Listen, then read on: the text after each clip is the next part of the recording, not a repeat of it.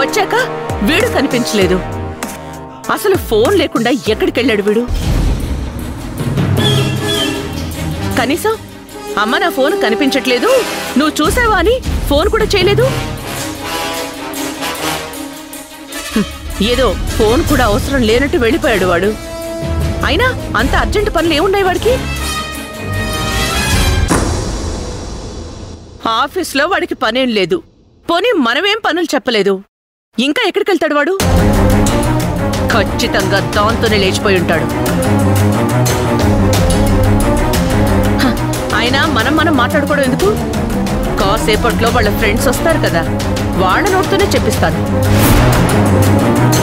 నా కొడుకుని అమాయకుణ్ణి చేసి వాణ్ణి నన్ను ఆడుకుంటుందది. దాన్ని అంత సులభంగా వదిలిపెడతానా? దానంతు చూసే వరకు నిద్రపోను.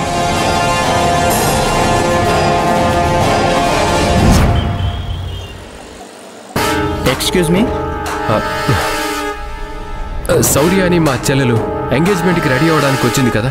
అవునండి. అయిపోయిందా? త్వరగా పిలవండి, అవతల నిశ్చితార్థానికి టైం అవుతుంది, అందరూ ఎదురు చూస్తున్నారు. ఆ అమ్మాయి వెళ్ళిపోయింది కదా? వెళ్ళిపోయిందా? అవునండి. ఇంకెవరైనా వచ్చారా? భూమి గారు వచ్చారు, వెళ్ళిపోయారు.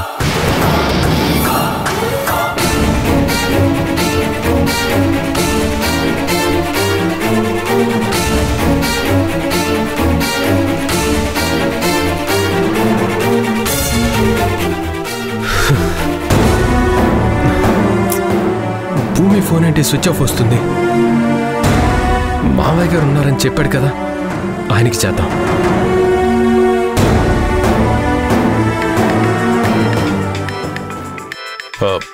మాధవేంటమ్మా నాకు ఫోన్ చేస్తున్నాడు?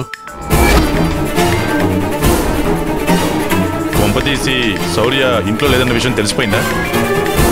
అదేంటి ప్రసాద్, మాధవ్ ఫోన్ చేస్తే నాకు చేస్తాడు కదా, నీకెందుకు చేస్తున్నాడు?